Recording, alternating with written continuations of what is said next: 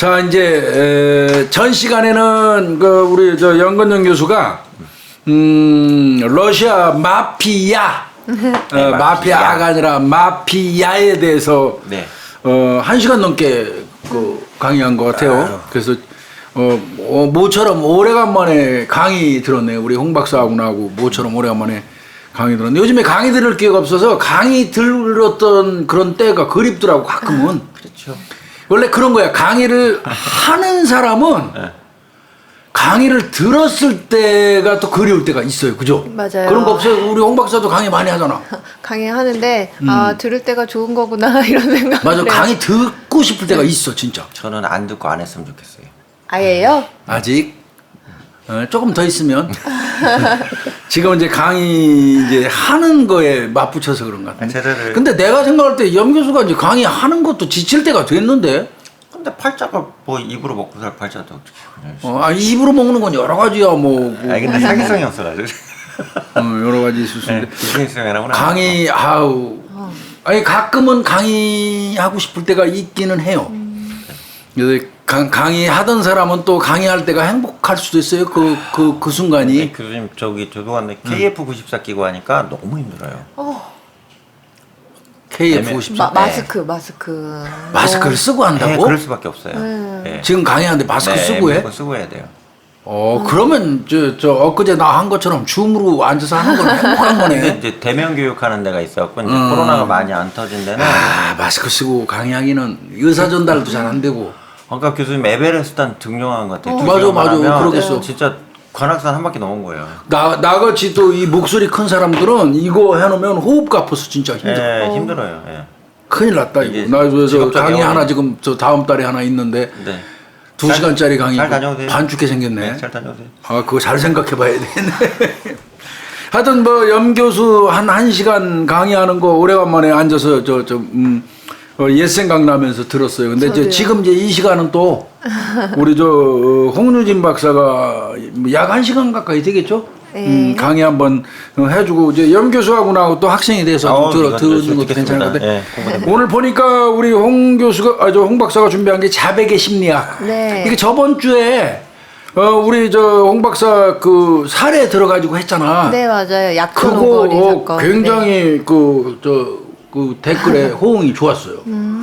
그래서 거기 현장에서 그 준비 많이 했는데 허위 자백 관련해서 한번 얘기한다고 그랬잖아요. 네, 맞아요. 그거 지금 기다리고 계시는 우리 구독자님들 많을 테니까 오늘 이제 그거 해주실 거죠? 네 맞습니다. 진행해 주셨으면 좋겠어요. 네. 예. 그 지난번에 약촌 오거리 사건 다루면서 허위 자백 약촌 오거리 사건은 좀 이렇게 어떤 물리적인 폭행이 있었던 사건이잖아요. 맞아요. 그래서 우리가 이렇게 생각해 볼 때 허위 자백을 한다라고 하면 물리적 막 때리면서 안 한 거 해라라고 하면 그럴 수도 있겠다라고 쉽게 생각을 할 수 있는데 그럼 그 이외에 뭐 맞거나 이러지 않는데도 왜 사람들이 허위로 자백을 할까?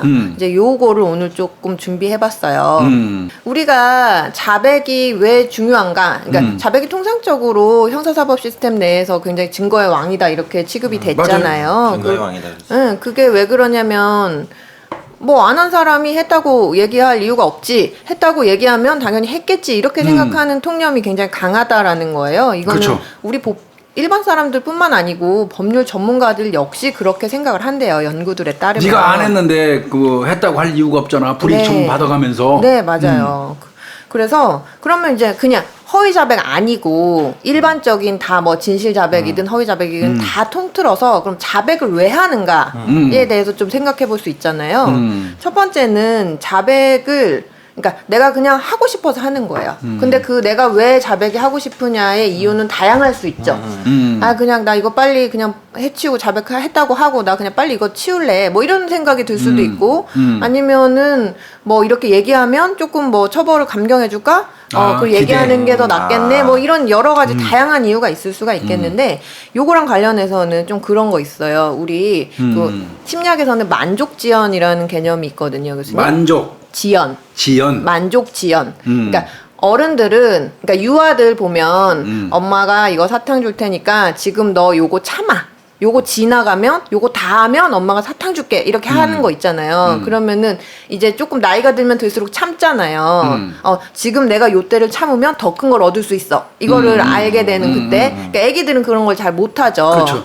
싫어 지금 땡깡 지금 바로 내놔 막 이렇게 땡깡 쏘고 이렇게 하는데 난 성숙하면 성숙할수록 이제 나이가 들어갈수록 그거를 참아내고 더 큰 이제 나중에 큰 이익을 얻겠다라는 게 만족지연인데 이제 범죄자들 같은 경우에는 그 보통은 우리가 합리적인 의사 판단을 한다고 하면 이제 그런 거를 생각을 해요. 지금 잠깐 참았다가 더 큰 거를 얻을 수 있지 이렇게 사고를 하는데 이제 가끔 그러지 않은 경우들이 있다라는 거예요. 그래서 지금 요때 지금 내 앞에 눈앞에 닥친 요때 바로 눈앞의 이익을 단기적으로 생각할 때가 또 자백이 쉽게 나온다고 해요. 아, 그러니까 우선만 생각한다는 거네. 네. 당장의 이익만. 당장. 이게 나중에 내가 지금 이렇게 자백을 함으로써 생겨질 네, 큰 네. 뭐 어떤 불이익 같은 거나 생각 안 해. 네, 생각을 다 못 하고 그냥 지금 당장 이러고 있는 거 싫으니까 그냥 했다고 하고 빨리 치워야지. 뭐 그건 이유는 다양할 수 있어요. 뭐 이제 그런 상태가 이제 자백을 좀 하게 만드는 이유다라고 있고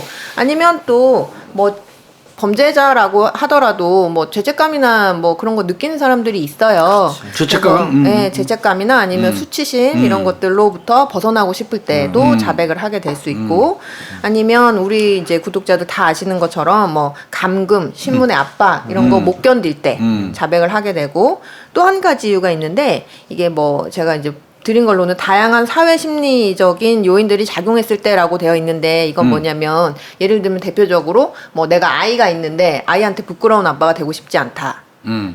그러니까 나는 내가 한 거 쿨하게 인정하고 잘못했다고 처벌받겠다. 만약에 그런 마음으로 자백을 했다 그러면 아이, 가족이라는 어떤 그 심리학적인 요인, 사회학적인 요인들이 이렇게 좀 작용을 하게 될 수도 있죠. 이건 여러 가지가 있을 수가 있겠어요. 지금 말씀하시는 거는 허위 자백 이야기가 아니라 자백에 대한 이야기죠. 네, 맞습니다. 네.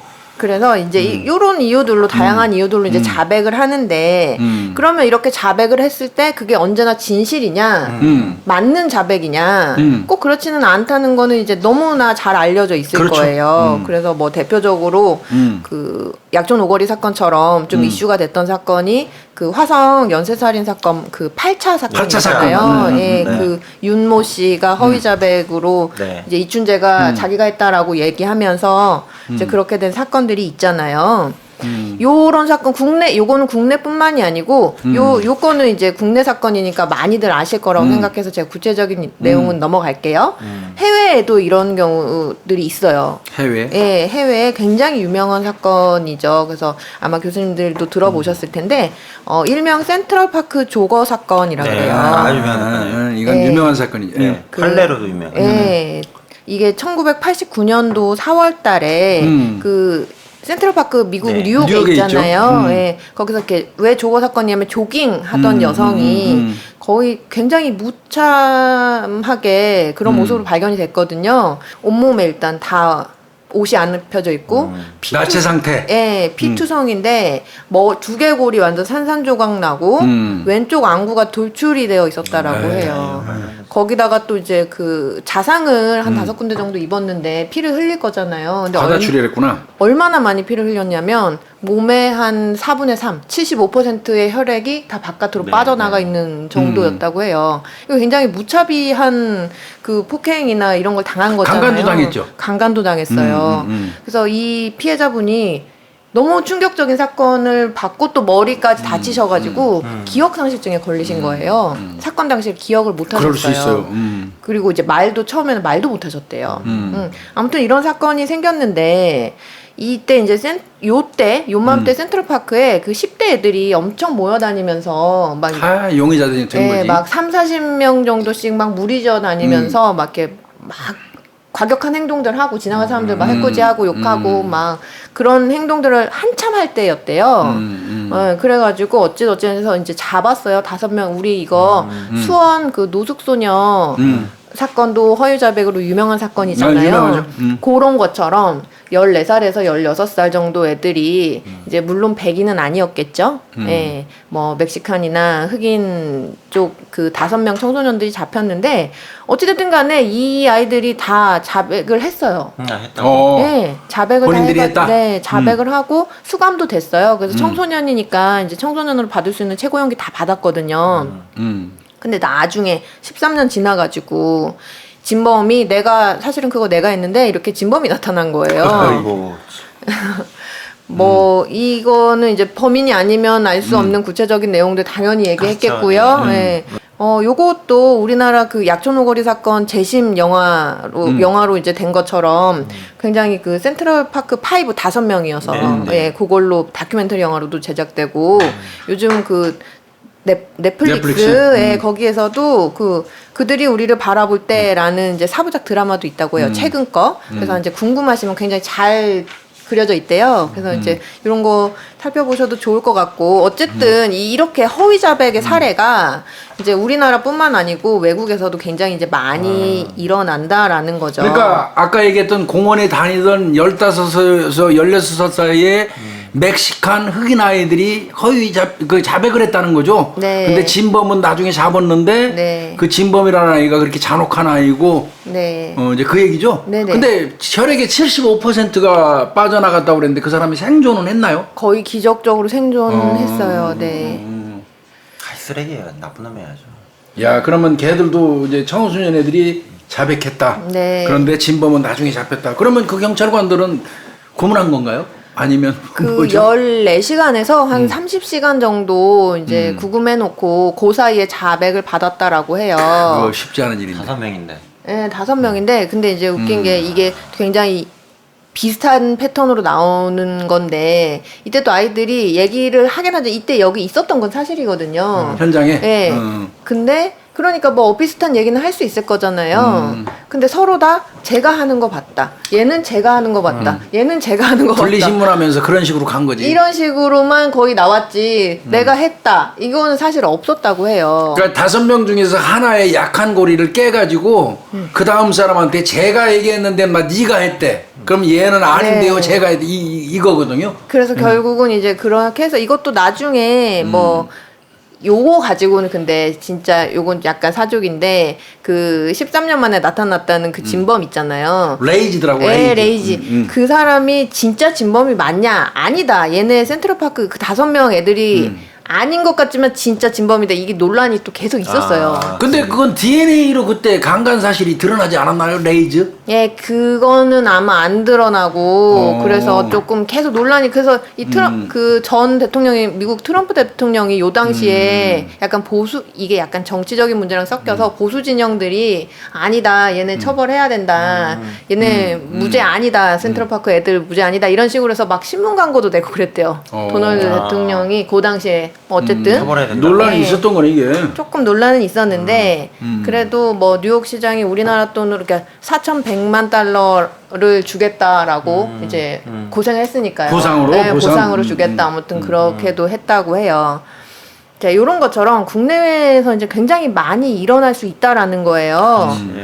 자백이라고 하면 사실은 이제 용의자를 대상으로 확보된 진술이잖아요. 근데 그런 진술 내용이 범죄 사실을 입증할 수 있을 만한 그런 자기가 인정하는 내용이 이제 우린 자백이라고 하는데 그러면 이 자백을 그 인정 여부랑 그 진위 여부에 따라서 두 축으로 나누자면 4개로 총 나눠볼 수가 있을 거예요. 그러니까 자백했냐 부인했냐 그리고 그런 자백이나 부인이 진실하냐 거짓말이냐 네, 이렇게 이제 나눠볼 그렇죠. 수 있을 텐데 그럼 총 4가지 유형이 나올 거잖아요. 그래서 진실한 자백 그리고 허위 자백, 그리고 진실한 부인 허위의 부인 이렇게 있을 수 있잖아요. 그렇죠. 근데 그럼 이 4가지 중에서 진실한 자백은 좋죠. 수사 잘하면은 얻을 수 있는 거잖아요. 그렇죠.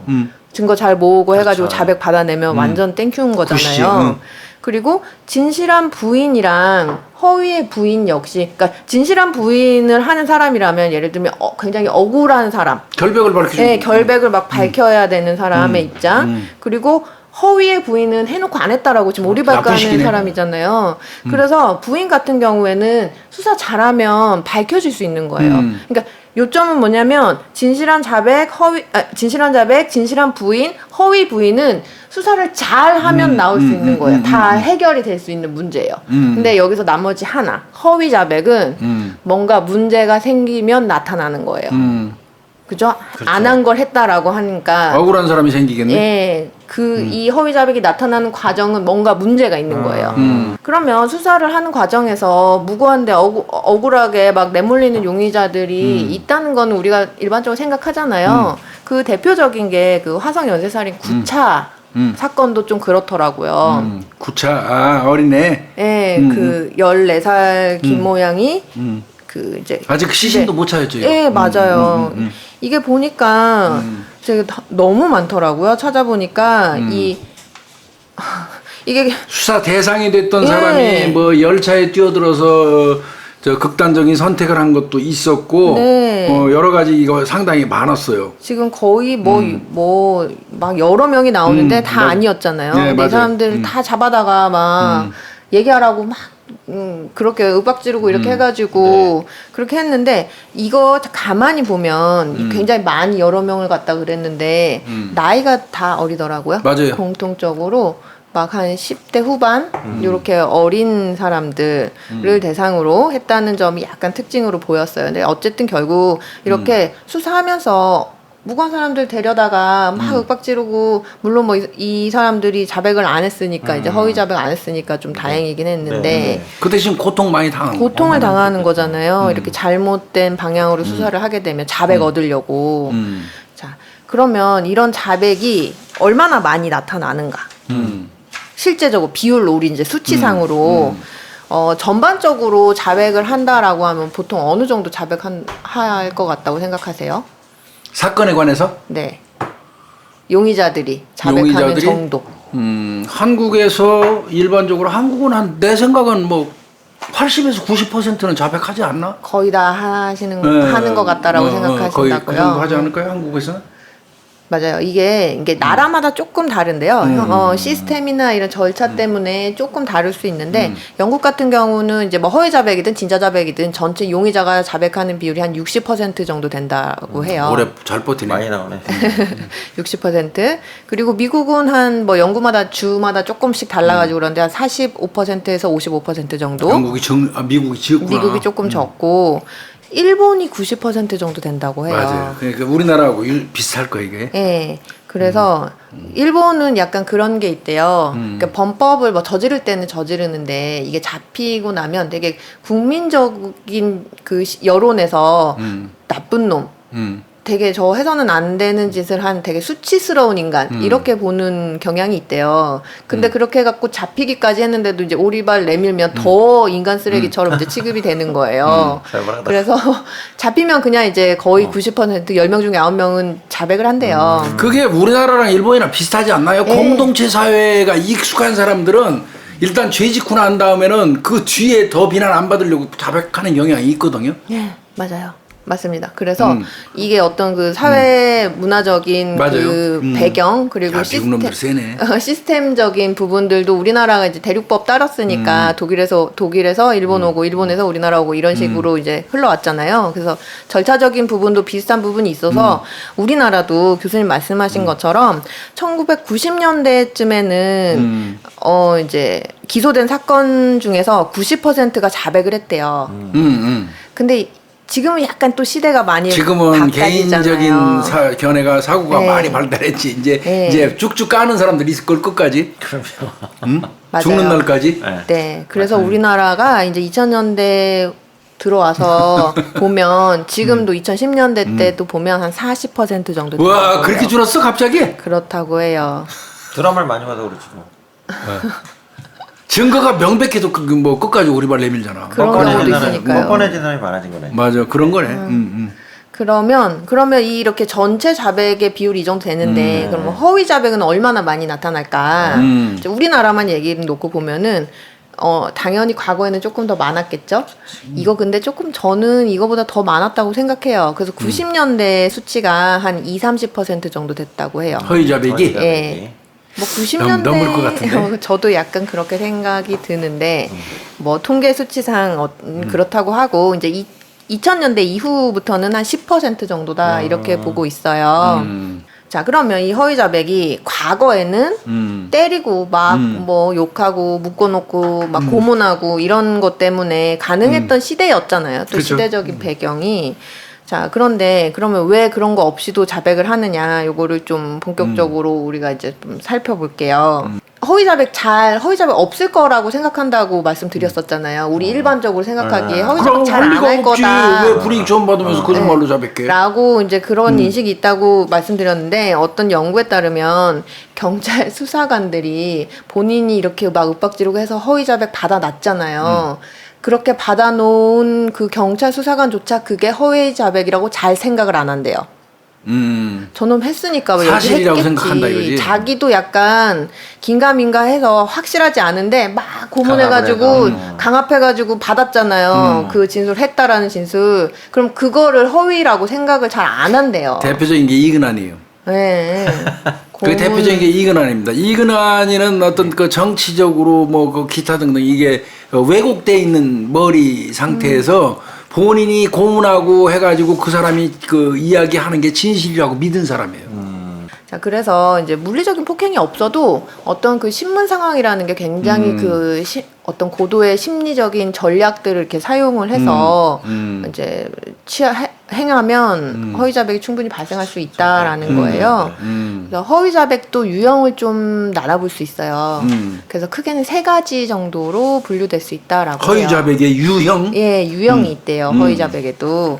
첫 번째가 자발적인 허위 자백. 스스로 그냥 거짓말로 자백한다고? 네. 두 번째가 순응한 허위 자백.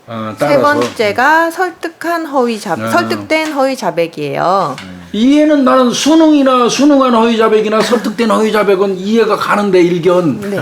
자발적 허위 자백이 이제 문제겠네요. 자발적으로 왜 지가 허위 자백을 할까? 네, 그런 경우가 있죠. 그래서 이제 좀 그 자발적 허위 자백 먼저 살펴볼게요. 네. 자발적 허위 자백은 그냥 방금 우리 교수님께서 말씀해 주신 것처럼 수사기관이 자백 받으려고 뭐 별거 안 했는데 자기 그냥 줄줄줄 얘기하고 그렇죠. 하는 경우라는 거예요. 불이익 처분을 감수하면서. 네, 불이익의 처분을 감수하면서 그럼 왜 그럴까? 여기에도 여러 가지 이유가 좀 있을 수 있어요. 뭐죠? 대표적으로는 그런 거 있어요, 교수님. 악명을 내가 이게 욕하려는 욕구. 범죄자로서 인정. 범죄자로서의 소영웅주의.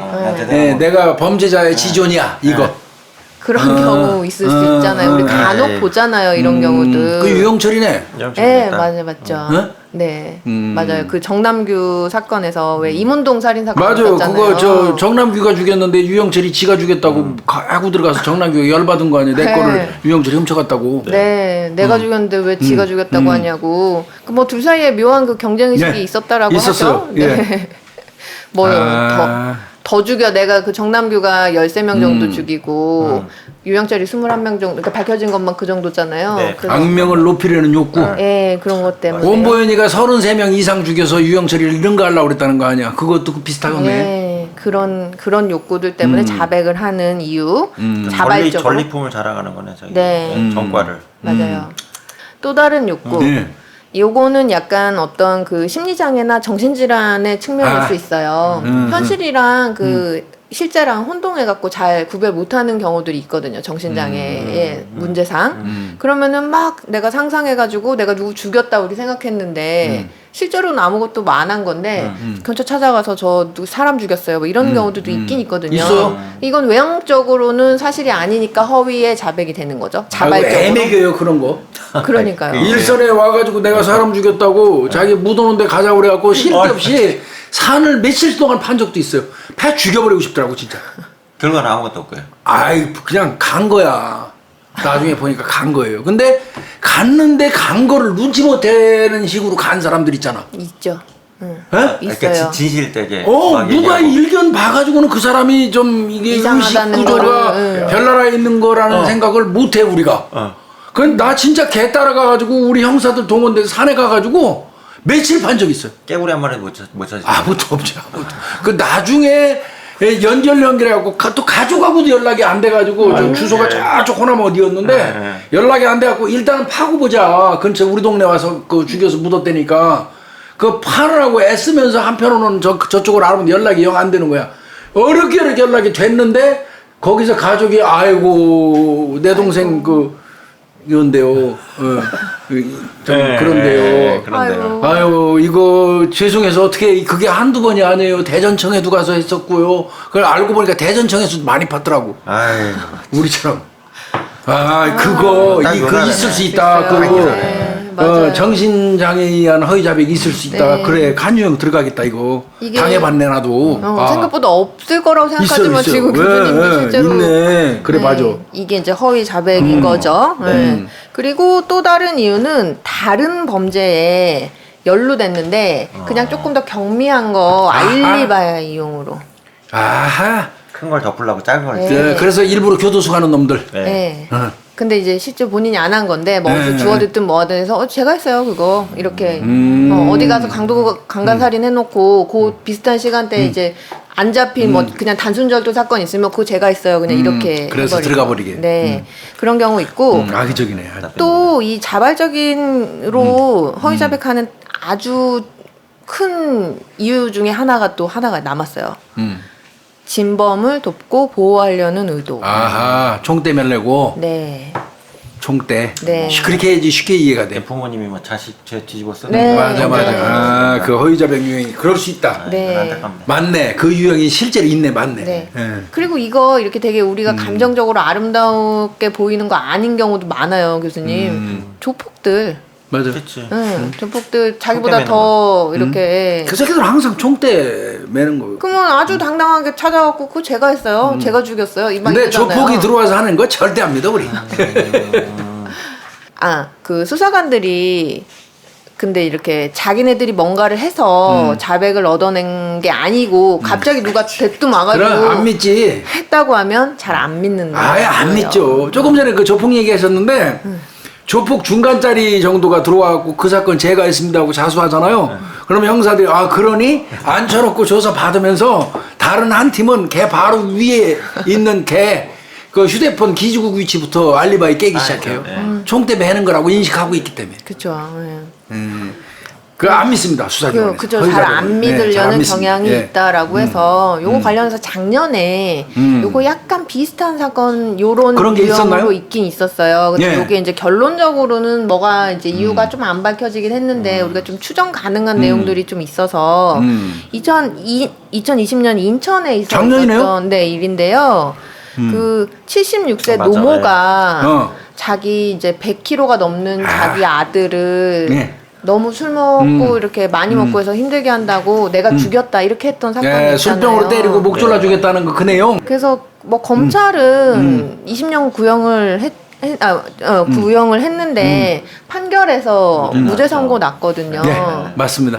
자백의 어떤 내용도 뭐 안 맞고 뭐 비일관되고 제3자를 보호하려는 네. 가능성도 배제할 수 없고 이제 범인은 안 잡혔잖아요. 안 잡혔어요. 안 잡혔어요. 이 내용 이거 내가 잘 알고 있는데 76세 먹은 저 할머니가 102kg인가 103kg의 아들이. 맞아요. 네. 엄청난 거구예요. 네. 그 아들을 제압할 수가 없어요. 그건 불가능해요, 현실적으로.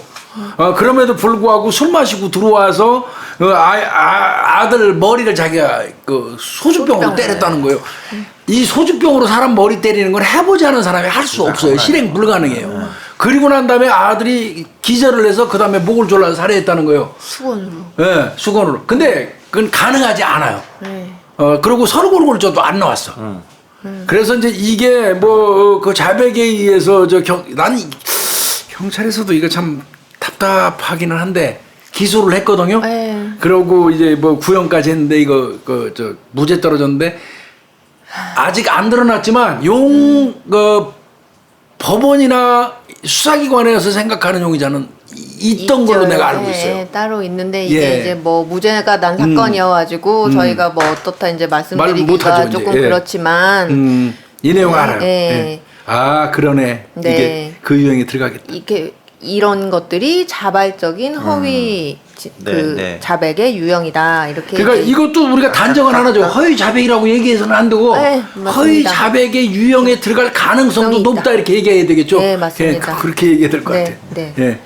자, 그리고 두 번째 유형이에요. 두 번째 유형이 우리가 이제 조금 가장 많이 이제 생각해 볼 수 있는 유형인데 바로 순응한 허위 자백이에요. 수능했다. 네네. 이건 뭐냐면 어떤 그 조사 상황이 굉장히 강압적이거나 스트레스가 막 엄청 높고 어떤 그 압력이 너무 한계점에 이제 도달해가지고 도대체 이제 어떻게 할 수가 없는 그 지경에 이뤘을 때 요거를 벗어나려고 취할 수 있는 방법이 바로 안 했는데도 그냥 했다. 아유, 내가 했어요 그냥. 네. 그렇게 해야 끝나니까요. 그 상황에 나한테 너무 스트레스풀한 이 상황이 그렇게 해야지만 끝날 수 있으니까 취하는 방법인데 예를 들면은 피신 힘든 거 피해자 신문 과정 끝내려고 아니면 그 과정에서 야 너 지금 얘기하면 처분 잘 해줄게 관대한 어떤 처분을 이렇게 약속해줬을 때 그런 암시적인 제안들이 있었을 때 하는 자백이 수능된 허위 자백인데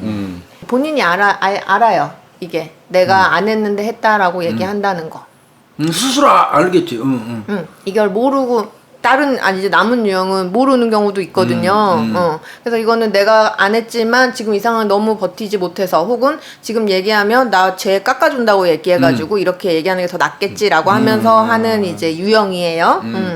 그럼 그 사람이 끝까지 법정 재판 받는 과정에서 끝까지 그거 유지할까요? 그래서 요런 경우에는 번복하는 경우가 그렇죠. 번복하죠. 그렇죠. 대다수예요. 네. 그럴 것 같아. 그리고 이렇게 이들이 이렇게 할 수 있는 또 다른 이유 하나가 뭐냐면 그 나는 결백하기 때문에 밝혀질 거야 언젠가는. 라고 생각을 하고 있기 때문이에요. 지금은 내가 그냥 할 수 없이 내가 부르지만 네. 조금 더 진행되면 내 저 결백이 밝혀질 거라는 기대 심리가 있다는 거죠. 네, 그러니까 어차피 지금 요 순간에는 그렇게 얘기를 그냥 해도 하자. 지금 벗어나려면 그 방법밖에 없으니까. 그럴 수 있어. 신경질 나고 힘드니까. 네. 못 견디겠으니까. 요런 거는 그 어느 한 사건에서는 경찰관도 심지어 경찰관도 이렇게 생각을 했다라고 해요. 그럴 수 있어요. 그쵸, 경찰도 사람이니까요. 똑같아요. 네. 피의자가 되면 그 이미 어쩌면 이 얘기는 꼭 드릴게요 제가. 오히려 사법기관에 근무하던 사람들이 사법기관에 가서 조사를 받으면요 훨씬 빨리 무너져요. 금방 무너지는 그럴 거예요. 것 같아요. 네. 훨씬 압도적으로 빨리 무너져요. 왜? 시스템을 알기 때문에. 내가 오리발 내밀어봐야 저 사람들이 하는 행태 알잖아. 본인도 있어봤으니까 맞아요. 저기에서 내가 빠져나가는 불가능하다고 판단되면 거의 자백할 수 있어요. 네. 요 사건 꽤 있을 건데. 그래서 실제로 이제 93년도에 경찰이 용의자로 몰렸다가 허위 자백을 했던 사건도 있었어요. 그거 저 관악구 저 네. 김순경 사건 네. 이거 우리 사건으로 해서 다뤘습니다. 아, 다뤘었어요. 네, 이거 네네. 저 했습니다 이거. 그쵸. 그래서 같이 있던 이제 여자친구가 사망했는데 동료, 그쵸. 경찰관이 이렇게 막 해서 1, 2심에서는 계속 네. 유죄였었잖아요. 그래서 3심에서 겨우 진범 밝혀지면서 이것도 무죄 선고됐던 건데, 네, 이런 거 하물며 사법 시스템을 알고 있는 경찰관도 그렇게 생각을 하기 쉬운데 일반적으로 그냥 일반 사람들이 이렇게 있다가 이제 허위 자백한 사람들은 무고한 사람들인 거잖아요. 그럼 무고한 사람들이 잡혀가면 더더욱 그렇게 생각을 하겠죠. 나 지금 너무 힘들지만 나중에 밝혀지겠지.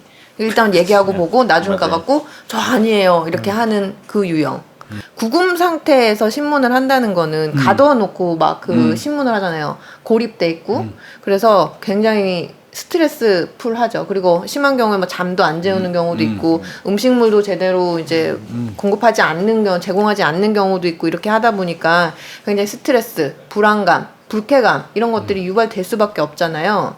거기에 그런 환경적인 물리적인 환경 거기 플러스 이제 나를 대하는 수사관의 태도 좋게 안 대해줄 거잖아요.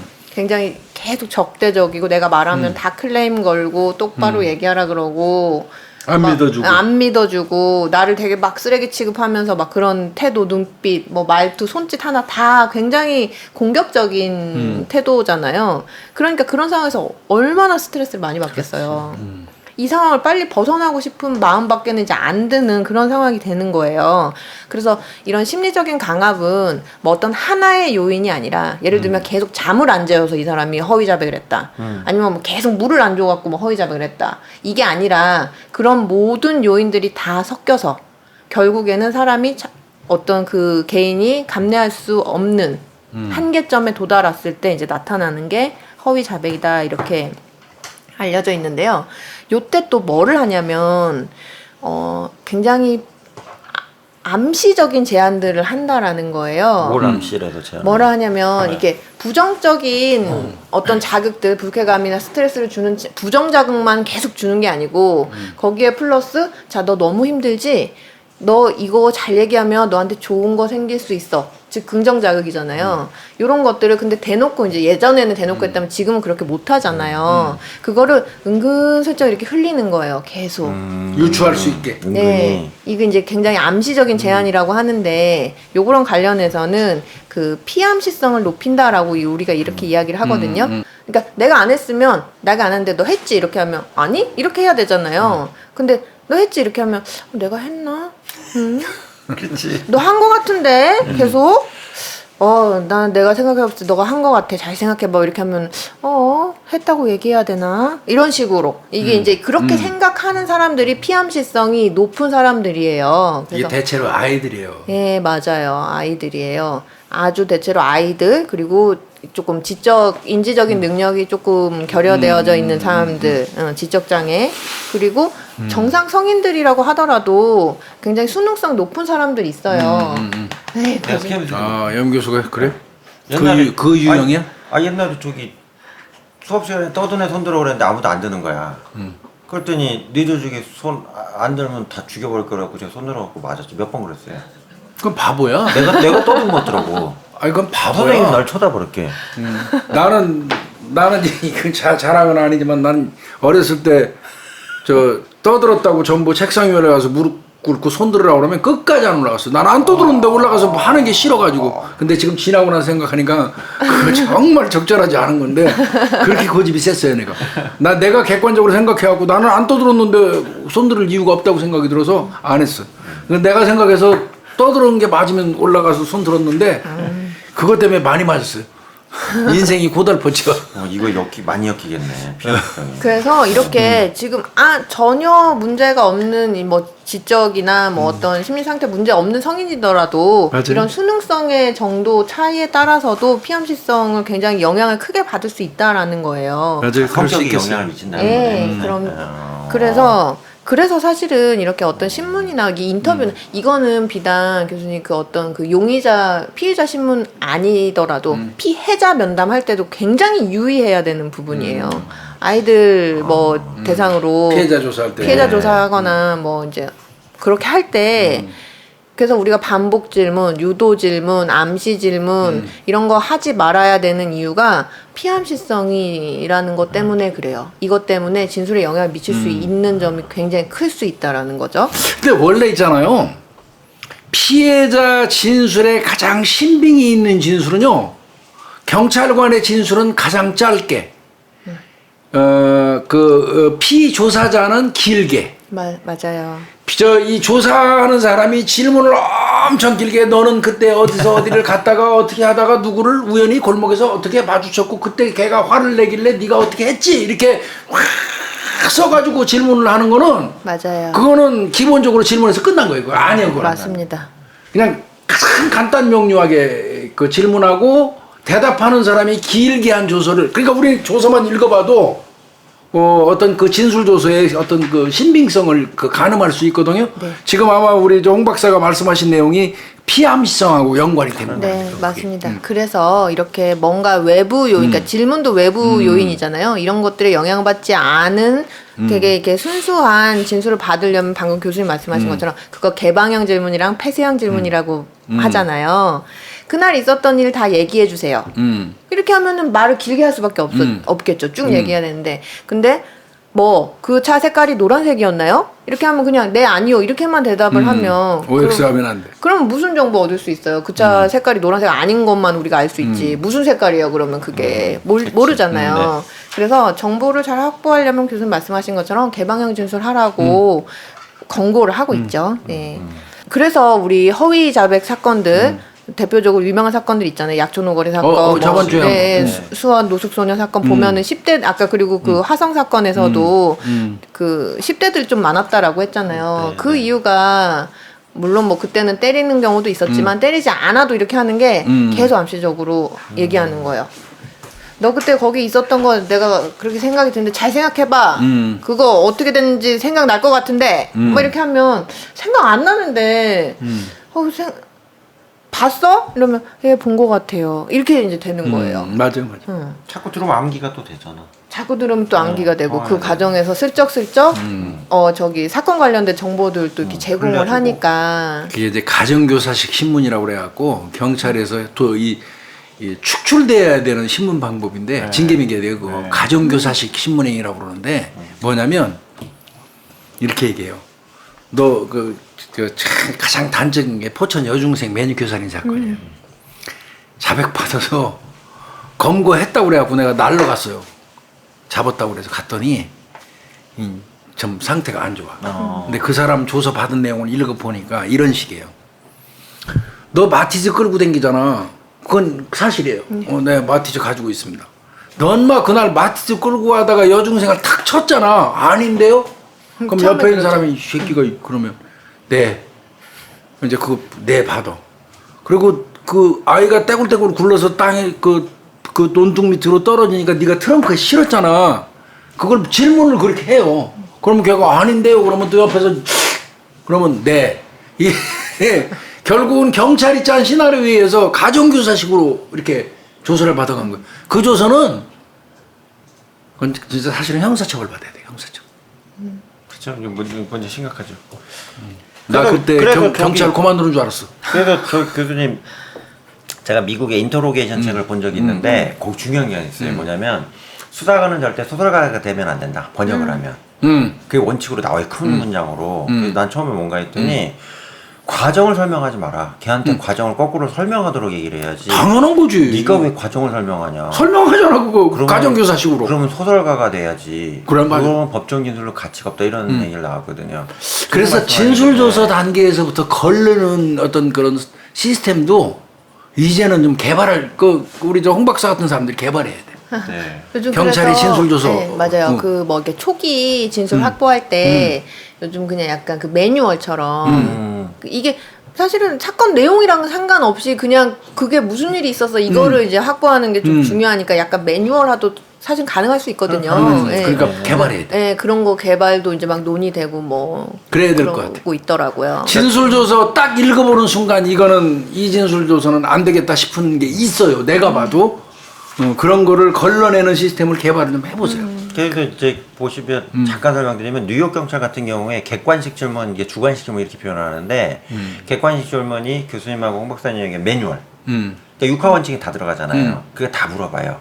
물어보고 나서 이제 주관식은 이제 그 수사관이 이제 지금부터 이제 공략을 해야 될 부분에 대해서 질문하는. 그러니까 주관식은 자의적으로 해도 되고 자기 수사관 감에 의해서. 근데 기본 매뉴얼을 딱 정해놓고 육하 원칙에 따라서 요거는 무조건 다 물어봐라. 그럼 거기서 거의 한 60, 70%는 깨진다고 그러더라고요. 그럼 자기 설명하는 거죠. 말이 안 되거나 막 이런 경우가 많기 때문에 우리도 그거는 좀 필요하지 않나 싶어요. 아예 매뉴얼을 만들어 놨더라고요. 아니 진술 분석 전문가들이 좀 나서서 해야 될 것 같아요. 제가 보면 너무 안타까운 게 자유진술을 너무 안 받아요. 자유진술을 받아야지 왜 맞아요. 그걸 안 받아? 그 사람이 뭐라고 얘기하는지를 왜 안 들어보냐고. 그래서 경찰에서 가장 중요하게 보는 게 뭐냐면요. 그 자진해서 쓰는 거 자술서. 자술서. 예. 어떤 사건에 그 범인이 검거돼서 오면 일단은 질문하지 아니하고 네가 한 행위를 그대로 써봐. 해서 자술서로 그냥 A4 용지만 갖다 주고 그냥 일련의 과정을 쓰도록 한 게 사실은 최고의 가치가 있는. 그게 자유진술이네. 네. 그런데 그 자술서 쓰는 습관을 들여야 되거든.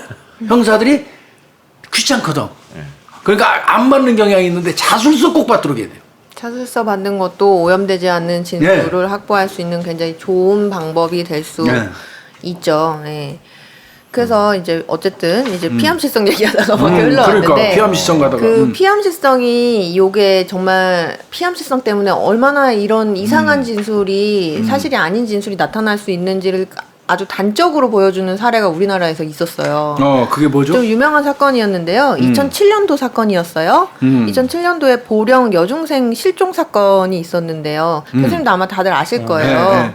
예. 이게 이제 5월 달쯤에 충남 보령에서 발생한 사건인데요.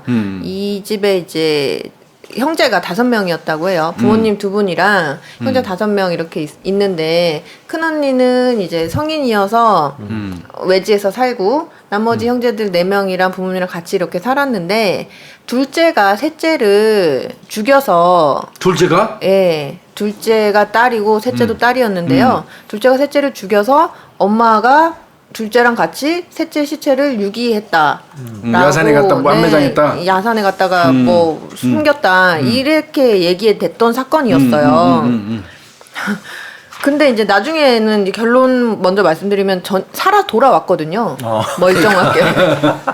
20 며칠 만에. 예. 그럼 죽은 게 아니네. 근데 막 자백이 있었단 말이에요. 죽였다고? 둘째가? 네. 둘째 자백도 있었고 애들도 밑에 동생들도 봤다는 거죠? 밑에 이제 넷째랑 다섯째가 있었는데 넷째가 여자이고 다섯째가 이제 막내인데 얘네가 둘째 누나랑 셋째 누나랑 막 싸우고 쿵 소리 나고 뭐 엄마가 들어갔다가 나오고 셋째 누나는 없어지고 막 그런 얘기를 막 해요 애들이. 참 미치겠다. 자, 이거를 조금 자세히 이제 조금 뭐 내용을 살펴보면 좋을 것 같아요. 이제 그 당일 이게 5월 30일이었거든요. 2007년 5월 30일에 이제 첫째 언니가 외지에 나가 있으니까 둘째가 사실상 장녀 역할을 했을 뭐 거 아니에요. 짱이지. 동생들 이렇게 하고 부모님들은 이제 뭐 생계 활동 하시니까. 근데 부모님들 그날따라 조금 늦더래요. 근데 이제 둘째 언니가 나머지 동생들 봐야 되니까 셋째 보고 야 너 엄마 어디쯤 오는지 좀 나가서 봐봐. 엄마 마중 좀 해봐. 근데 여기가 굉장히 시골이었다고 해요. 막 밭 있고 뭐 이렇게 가수원 있고 막 이런데.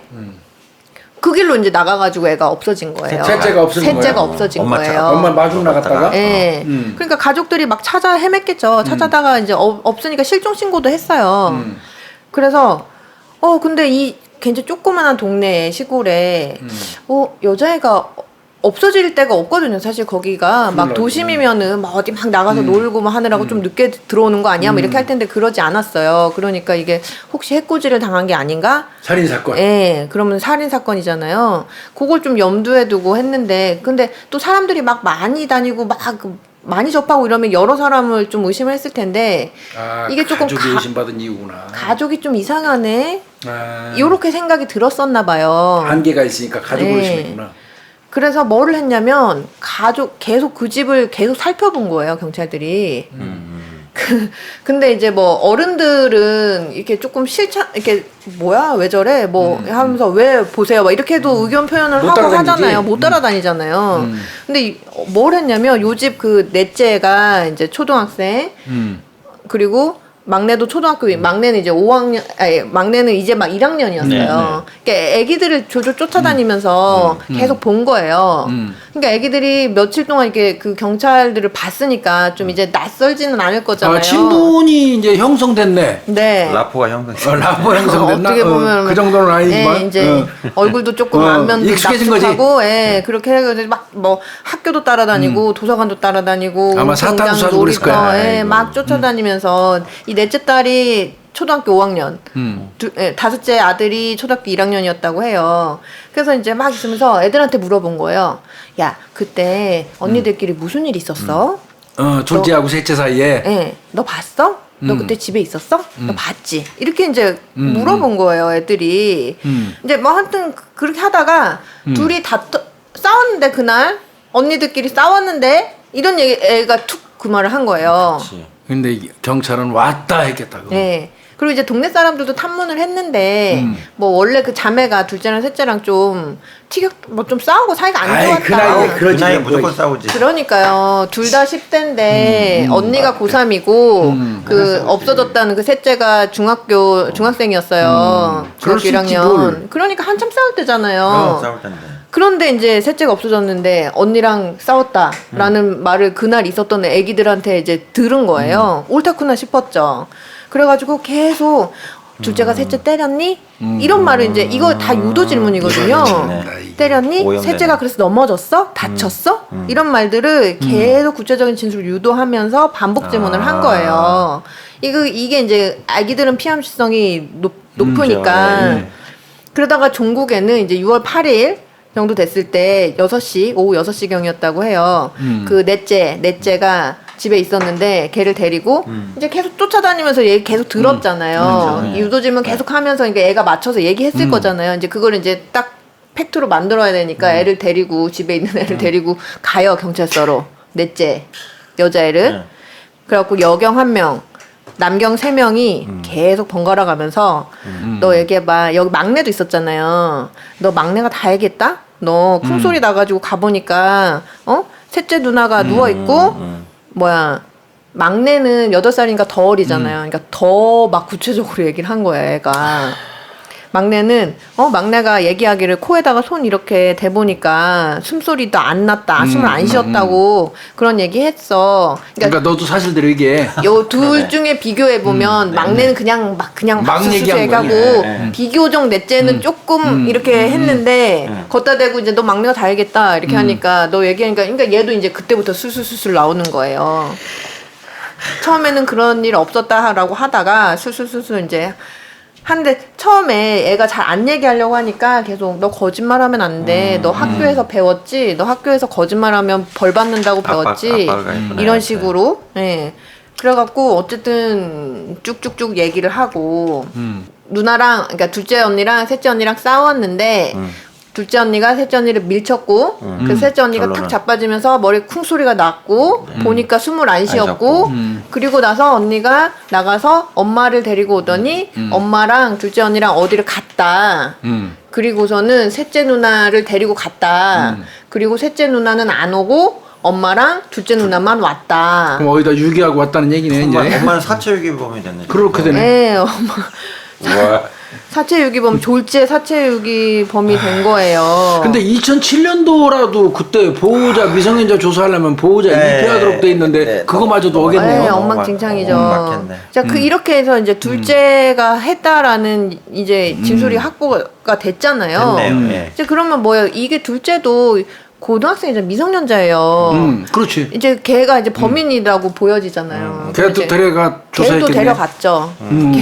걔를 이제 그 넷째랑 다섯째는 뭐 피암시성 때문에 수능된 허위 자백이다 이렇게 생각하시면 될 것 같아요. 네, 네. 근데 이제 이 둘째도 자백을 했어요. 죽였다고? 네. 둘째가 자백을 했어요. 동생들 때문에 그랬나? 이거는 굳이 유형을 따지자면 자발적인 허위 자백이랑 수능된 허위 자백이 섞인 유형이라고 생각이 뒤섞인 들어요. 거. 왜냐면 얘가 이제 얘도 처음에는 너무 말도 택도 안 되는 택도 안 말을 되지. 하니까 아닌데요 이렇게 하는데 무슨 얘기야 너 다 불었어 너 동생들이 다 얘기했어 똑바로 얘기해 이런 건 이제 계속 그 암시적인 어떤 질문이잖아요. 거기에 플러스 근데 이것만 있었던 게 아니고 이 이유 때문에 얘가 자백을 한 건 아니고 이거 굉장히 안타까운데 이 아이가 내 동생들이 이미 그렇게 얘기를 해놨는데 내가 여기에서 안 했다라고 얘기를 하면 내 동생들을 또 가서 또 괴롭히겠지? 그리고 우리 엄마도 또 뭐 피해를 보고 뭐가 더 크게 뭐 혹시 엄마까지 뭐 어떻게 되고 하겠지? 그래 그냥 내가 죽였다고 하자. 그러니까 인질이 생긴 거네. 네. 본인 입장에서는 네. 가족이 인질이 된 거네요. 그래서 네. 본인이 죽였다고 자백을 했어요? 그래서 본인이 죽였다고 자백을 했어요. 근데 이제 엄마도 이때 이게 막 이제 막 거의 실시간이었어요. 애들 넷째 다섯째 막 데려가가지고 조사 막 네. 하고 늦으니까 고모인가 이모인가가 아마 집에다 데려다 놓고 그 애들 끝나기 전에 또 가가지고 둘째 네, 엄마 아빠 다 또 네. 데려가고 각각 막 조사를 하고 이제 막 난리가 난 거죠. 그래서 어쨌든 애들은 다 이제 허위자백 그 피암시성 암시성 때문에 다 넘어갔어요. 근데 엄마는 성인이잖아요. 안 넘어가지. 엄마는 기가 막힐 거 아니겠어요. 그래가지고 엄마는 아니다 무슨 소리 하냐고 그래갖고 엄마가 계속 이제 부인을 하니까 이때 어머니가 욕을 엄청 많이 먹었다고 해요. 계모 아니냐 아이고. 엄마 맞냐 어떻게 엄마인데 양심이 없이 자기 딸 이렇게 죽여놓고 지금 저렇게 아이고, 오리발을 어떡해. 이 내미냐 말한 경찰관은 그 스스로 자기 주둥이 확 찢고 싶겠네 나중에. 그러게요. 그래도 이제 엄마가 계속 아니 그러면 그거는 안 좋았어요? 애를 죽였다면 저 같이 가서 엄마랑 묻었다면 둘째가 묻은 데를 알 거 아니야. 그러니까요. 시신을 묻은 데를 경찰이 가서 조사해야 될 거 아니야. 그래갖고 이제 어쨌든 엄마가 같이 갔다고 이제 이렇게 하니까 그렇죠. 이제 엄마한테 그걸 계속 추궁을 했나 봐요. 아니 둘째한테는 안 물어봤어요.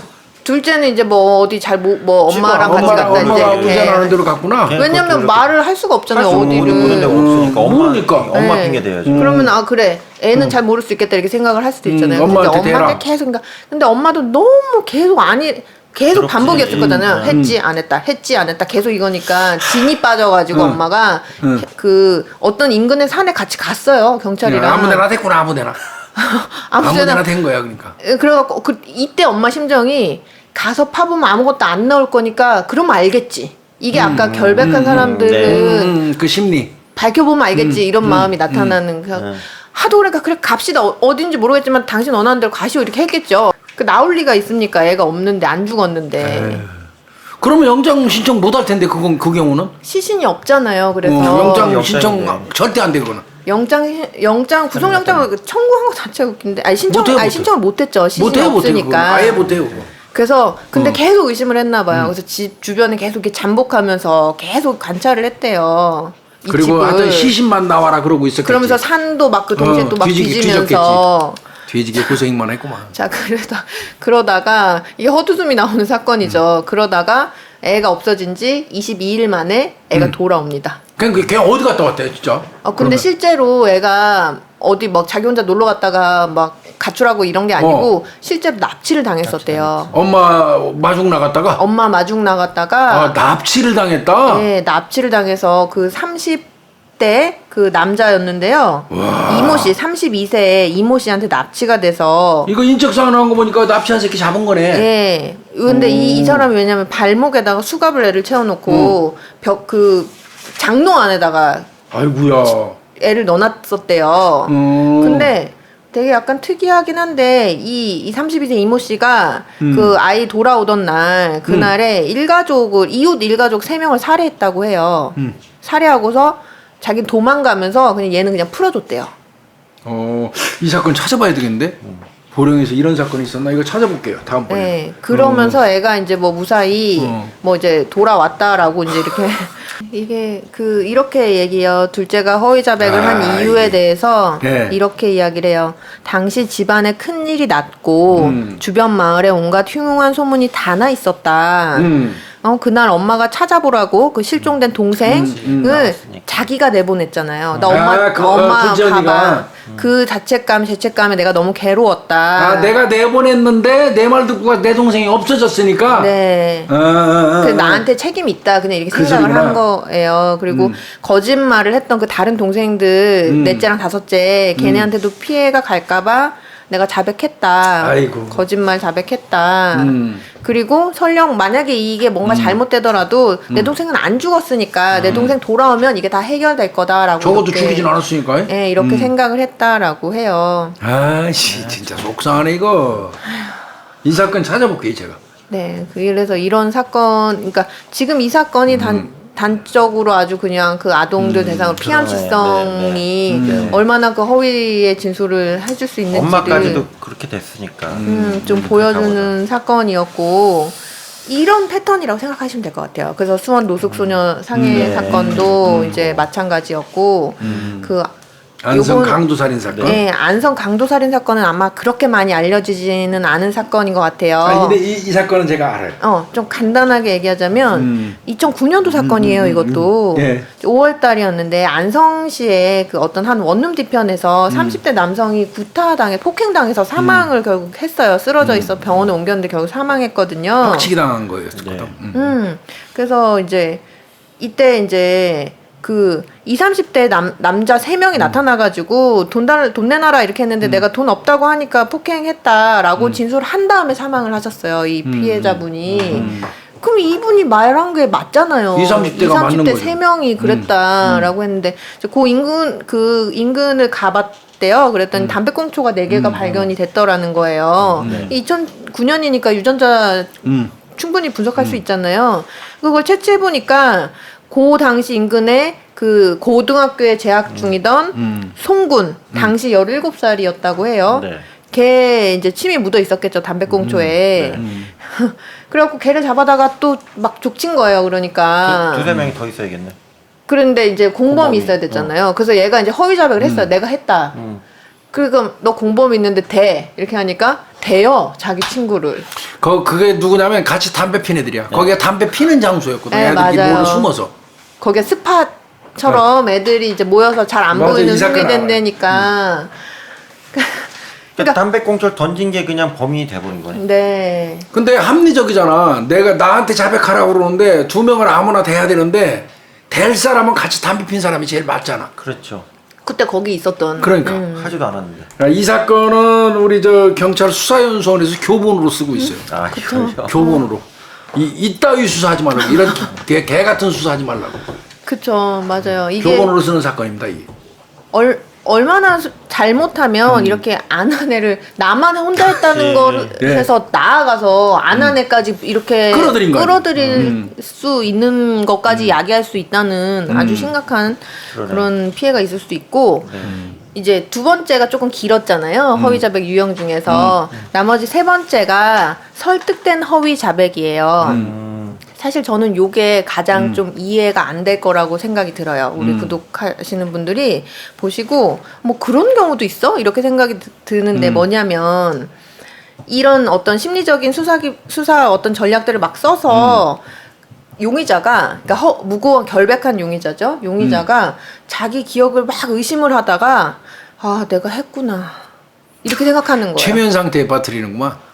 이게 수능된 허위 자백은 아닌 거 아는데도 얘기하는 거잖아요. 이 설득된 허위 자백은 긴가민가 하는 거예요. 쉽게 얘기해서 지가. 긴가민가 하다가 본인이 했다고 생각하는 거예요. 아. 이런 경우 심하면 이런 경우까지도 이제 있을 수 있다라는 거예요. 근데 특히 이제 이런 경우는 그런 행동을 안 했으니까 그런 사건 관련된 기억이 머릿속에 없을 거잖아요, 당연히. 근데 이제 그걸 계속 의심하게 만드는 거예요. 아, 이거 가스라이팅 비슷하다. 약간의 수사 단계에서 맞아요.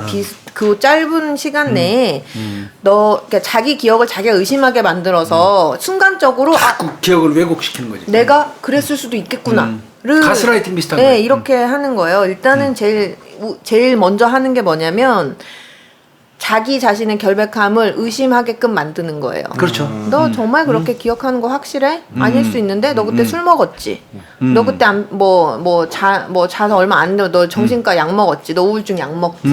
막 이제 비몽사몽 너 뭐 평소에도 그런 일 있지. 이런 식으로 그러면은 그게 맞긴 맞잖아요. 그러면은 맞나? 이렇게 되는 거. 내가 해놓고 기억을 못 하나? 이렇게 된다는 거예요. 거기다가 담당 수사관이 쑥 지나가면서 얘기해요. 지문 나왔어요. 이러면서 맞아요. 툭 던지고 가요. 네, 맞아요. 옆에 조연 형사가. 네, 맞습니다. 그럼 이제 그거 듣는 순간 얘는 긴가민가해서 아유 이거 내 지문까지 나왔다는데 게임 끝났네 이렇게 생각합니다. 네, 맞아요. 내가 뭔지 알겠어요. 네네. 내가 긴가민가한 상태인데 상대방은 너무 단호하게 지금 확실하게 얘기를 그렇죠. 하잖아요. 막 뭐가 또 있는 것 같기도 하고 증거가 있다면 그건 확실하잖아요. 그러니까 나는 불확실한 내 기억이랑 확실한 뭔가랑 그럼 저게 맞겠구나라고 이렇게 생각을 한다라는 거예요. 그러니까 시나리오에 설득당하는 거잖아요. 네, 맞아요. 네. 사례가 있죠 이거. 이것도 정말 이런 일이 있어 이렇게 하는데 실제로 있어요. 이게 70년대에 영국에서 실제로 있었던 사건인데요. 예. 아들이 집에 와서 엄마가 사망해 있는 거를 발견하고 신고를 했어요. 네. 그럼 아들은 목격자잖아요. 엄마 이제 최초 발견자잖아요. 아들 갖다가 제대로 이제 해야 되는데 그 아들을 이제 의심을 한 거예요. 근데 엄마를 죽인 일을 어떻게 기억을 못할 수가 있나 이렇게 생각이 들잖아요. 근데 이게 뭐 비단 술이나 아니면 약물이나 이런 것뿐만 아니고 술이나 약 안 먹는 사람들도 있잖아요. 근데 뭐냐면 범죄 사건은 되게 이렇게 강력한 자극이잖아요. 굉장히 충격적인 자극이잖아요. 특히 만약 예를 들면 이 사건은 엄마가 지금 죽었고 내가 엄마를 죽였다고 그치. 이렇게 되면 너무 그게 충격으로 와닿아가지고 기억의 어떤 혼란을 야기할 수 있다라는 거예요. 일단 나가지. 그러고 있는데 옆에서는 네가 죽인 거 맞아. 유전자 나왔어. 너 막 이제 이렇게 하면은 내가 너무 놀라고 내가 너무 엄마를 죽여놓고 내가 그 충격에 내가 내 기억을 지웠는가 봐. 이렇게 생각을 진짜 이렇게까지도 생각을 야. 사람이 할 수 있다라는 거예요. 그래서 자백을 했어요. 잘 기억은 안 나는데 제가 죽인 거 맞습니다. 이렇게. 그래갖고 야. 살인죄 받았거든요. 근데 나중에 이제 그 증거나 이런 것들이 나타나가지고 아닌 게 밝혀져가지고 석방이 되기도 했는데요. 요런 현상을 우리는 기억 불신 증후군이라고 해요. 기억 불신 증후군. 네. 이게 어떤 뭐 그렇게 좀 어떤 범죄 사건이면 굉장히 쇼킹하고 좀 역치가 좀 높은 네, 그럼요. 수준인데 그걸 어떻게 잊어? 라고 생각하지만 그런 거라도 아주 강력한 자극이더라도 그걸 내가 수긍을 할 수 있어야 되잖아요. 이게 난 안 했어. 나는 확실히 아니야. 이렇게 할 수 있어야 되는 그거를 이제 수긍하지 못하는 상태인데 그 상태를 설명해주는 이유가 있는 거예요. 너 그때 술 취했지. 너 그때 자고 있었지. 너 그때 뭐 했지. 그래서 너 제대로 기억 못할 수 있어. 라는 그 어떤 그 이를테면 변명 같은 거를 구실을 만들어주는 거지. 그 구실을 내가 받아들인 거예요. 그리고는 나 그럴 수도 있겠구나 하고 자백하는 거지. 네, 그런 뭔 경우. 얘기인지 알겠어. 네. 그러면 자기 기억을 불신을 하게 된다라는 거예요. 그래서 기억 불신 증후군. 그러니까 요거 사례 하나 말씀드리면 그러니까 옛날에 이제 아주 유명한 실험은 아닌데 어디 갇혀 있는 실험을 했어요 심리학자들이. 그래서 그 독립된 공간에 뭐 한 달 정도 갇혀 있으면 알바비 많이 준다고 해가지고 넣어놨는데 이 들어간 남성이 여자친구 없는 상태였어요. 진짜 없었거든. 그 30일 동안 갇혀 있으면 밥은 다 주고 외부하고 다 이제 신문하고 이런 거 못 하는 거예요. 그리고 나 나왔어요. 나오는데 나오는 순간에 이제 완전히 고립이 된 상태에서 이제 벽만 보고 있었잖아요. 나오는데 나오자마자 없던 여자친구를 실험자를 넣어가지고 자기가 와서 이렇게 하는 거예요. 자기야 그러고. 예. 네. 그러니까 이 사람이 내가 여자친구가 있었나? 처음에 이런 거예요. 그래갖고 거기서 나오고 인수받아가지고 식사까지 하면서 자기가 그 30일 동안 뭐 알바하면서 고생했지 막 이렇게 얘기하는데 이거 실험을 한 거예요. 그러니까 한 10시간 지나니까 진짜 애인이 돼 있더래. 이거 인정을 하는 거예요. 여기 왔다 갔다 이게 헷갈리니까. 저는 이런 부분이 좀 이거 비슷할 수 있어요. 네. 비슷할 수 있어요. 맥락은 기억 불신 증후군. 네. 그래서 이제 조금 이제 허위 자백을 하는 이 피해자의 그 심리 상태를 이제 좀 7단계로 정리를 또 하셨어요. 학자들이 7단계로 정리를 했는데 좀 정리해 보자면 첫 번째가 일상으로부터의 차단. 이 고립이 제일 무서운 거예요. 사실은 환경적인 세팅을 해놓는 거예요. 네, 그래서 고립감은 어떤 그 복종하게끔 맞아요. 만들어주는 순응하게끔 만들어주는 네. 세팅 상황이잖아요. 두 번째는 어떤 인격을 박탈하는 거예요. 존엄성. 그러니까 옛날에 검사들이 쓰던 거. 네. 저명 인사건 뭐 잘 나가던 사람 불러다가 새파란 검사가 앉아 일어서 엎드려 뻗쳐 이 새끼 이게 그것 때문에 나와서 극단적인 선택하는 사람들이 많았다. 모멸감 줘가지고 더러워서 빨리빨리 불어버리게 하는 아주 나쁜 그 관행이 있었죠. 네, 맞습니다. 그게 아마 인간 존엄의 박탈입니다. 이게. 네, 정말 모멸감. 이건 청산돼야 될. 예. 그리고 이제 세 번째 단계가 변명해도 소용없다는 거를 변명 너 의미 없어. 자포자기 추구. 계속 추궁한다. 나 아니라고 얘기하는데 이 말이 사실인지 아닌지 중요하지 않아요. 그냥 계속 너 말 아니야. 아니야. 계속 이거 반복하면 내가 무슨 말 얘기해도 안 받아들여지는구나. 이렇게 만드는 단계. 그리고 네 번째 단계가 이제 이게 번역체여서 그런데 시간 어떤 그 개념을 막 혼동시키는 거예요. 언제 끝날지도 모르고. 이게 얼마나 지금 진짜 길게 끝나는지 당한 건지, 모르고. 앞으로 얼마나 남았는지, 멍한 상태네. 언제 끝나는 건지도 알 수 없게 하는 거예요. 그게 더 무섭다. 그게 끝나는 더 게 안 무섭죠. 보이는 거. 정말 그건 끝이 안 보이는 것처럼 무서운 건 사막 없잖아. 계속 걸어가는 거랑 똑같잖아요. 그러니까. 그렇게 만드는 것, 이 상태가 얼마나 지속될지를 가늠을 하지 못하게 만드는 것, 이 상태가 되면 사람들은 내가 일단 해놓고 나중에 어떻게 되겠지. 아까 얘기한 무죄를 받을 수도 있다. 네. 뒤집어져서. 네. 그런 이제 희망. 그런 생각을 하는 거예요. 진실은 드러날 것이다. 나의 무죄는. 지금 너무 힘들다. 일단 이 고비 넘기고. 네. 요 고비를 넘기자라는 상태가 이제 오게 된다는 거죠.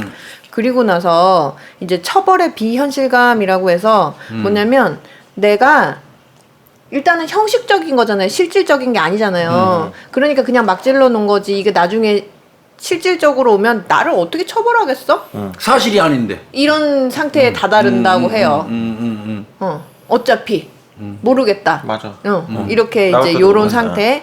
그리고 그러면서 동시에 이제 마지막으로 뭐 하냐면 너 이렇게 지금 계속 오리발 내밀면 너한테 어쨌든 불리해. 너, 괘씸죄를 걱정하는구나. 너 괘씸죄 이런 것도 동시에 이제 걱정이 되는 거예요. 그럴 수 앞서선 있어요. 어차피 내가 얘기하면 밝혀지겠지 이제 이런 마음이었잖아요. 그리고 혹시 내가 계속 이렇게 하면은 이렇게 불이익만 하면 하면. 불이익을 당하지 않을까 이런 마음으로 그럴 수 이제 있어요. 생기고 이렇게 하다 보면 마지막 이런 결과들이 다 종합이 돼서 마지막에 안 했는데 했어요라고 이야기하는 이런 결과가 발생되는데 체계적이네. 다른 내용. 그래서 사실은 자백을 받을 때 자백이랑 승인이랑 조금 다른 그러니까 어드미션이라 그러는데 자백이랑 승인이 약간 다른 개념이거든요. 단순히 너 했지? 네 했어요. 이렇게 하는 것은 온전한 자백이라고 보기는 어려워요. 승인이지 그건. 인정 그냥 수긍하는 거구나. 수긍하는 수긍해. 거지. 그 어떤 그 범죄 사실을 입증할 수 있을 만한 추가적인 그런 단서들을 확보 그 진술 내용을 자백으로 인해서 확보가 될 때 그런 내용들이 다 포함이 될 때 우리는 그걸 자백이라고 얘기를 하는데 그래서 자백을 다룰 때는 두 가지 점의 유의를 해야 된다라고 이야기를 하죠. 첫 번째 이제 자백으로 인해서 했다라는 이제 그 얘기 그리고 그로 인해서 나타난 그 내용들이 범죄 사실과 관련된 구체적인 내용들이 그로 인해 확보될 수 있는가 다른 단서들이 이 자백으로 인해서 두 번째 그러면 그러한 자백이 제3자나 다른 외부 출처에 의해서 나타난 게 아니라 온전히 이 사람 것으로 나타난 것인가 온전히 자신의 것인가. 뭐 경찰이 알려주든 아니면 다른 사람을 주워들었든 이런 게 아니라 온전히 온전히 그 그 사람 사람 자신이. 것인가 이 두 가지를 잘 살펴보고 여기에 해당이 되면 좋은 자백을 확보했다라고 할 수 있는 거죠. 자백은 이제 기본적으로 이걸 형사들이나 수사기관이 모르진 않아요. 자백 그 보강의 원칙이라는 게 있잖아요. 네. 내가 저 사람을 칼로 찔러 죽였습니다. 자백 다 했어요. 그럼 칼 어디 있어? 칼이 있어야지. 칼 저 개천에다가 제가 버렸습니다. 그럼 개천 가서 찾아야 돼요. 네. 제가 그 뭐 전에도 몇 번 말씀드렸지만 범인들이라고 생각되는 사람들을 우리 고참 형사가 검거했어요. 한 걔들이 넷인가 그랬는데 4명이요. 예. 걔들이 아주 구체적으로 진술했어요. 어떻게 하고 어떻게. 그 개천 위에서 칼을 그 사용한 칼은 버렸습니다. 그래가지고 그 힘쓴다는 쫄병 나하고 우리 고참들이 가서 그 물을 그 포크레인으로 막아놓고 개천을 물까지 뺀 거예요. 예, 물을 막아놓고 못 내리고 가고 거기에서 이거 채 있죠 채. 채로 걸르신 거예요? 채로 한 사람은 삽으로 퍼서 담고 이거 채로 치고 대단하다. 해가지고 칼을 찾는데 생각보다 개천에서 칼이 수십 개가 나와요. 그렇죠. 결국은 못 찾았어요. 아유, 너무 많은 칼이 나와가지고 그걸 못 찾았어요. 어떻게. 어떻게 됐을까요? 무죄 떨어졌어요. 궁극적으로 무죄 떨어지고 그 사건 담당했던 형사들한테 구상권 청구 들어오고 다 했는데 근데 묘한 게 그 사건하고 연루된 사람들이 소송이 들어오고 손배가 들어오는 사이에 다 사망했어요. 오토바이 사고 등등등 해가지고 그래서 형사들은 범인이라고 보죠 그들이. 그렇지만 그게 이 자백 보강의 원칙이라는 게 명백히 보강이 작용돼. 맞아요. 그래서 자백을 해도 그 자백을 뒷받침하는 다른 증거가 없으면 자백만 있는 사건은 유죄로 인정하지 않는다는 거 이건 명심해야 되거든요. 맞습니다. 예. 아 오늘 좋은 공부 많이 했는데 오늘은 뭐 아주 그 사건 의뢰 아카데미 그 시스템이 작동돼가지고 아 오늘 저 우리 염 교수 홍 박사 오늘 저 좋은 거 나도 또 한번 돌아볼 수 있는 그런 계기 이렇게 만들었어요. 고생 많았습니다. 좋았어요. 고맙습니다. 감사합니다. 고생했어요. 감사합니다.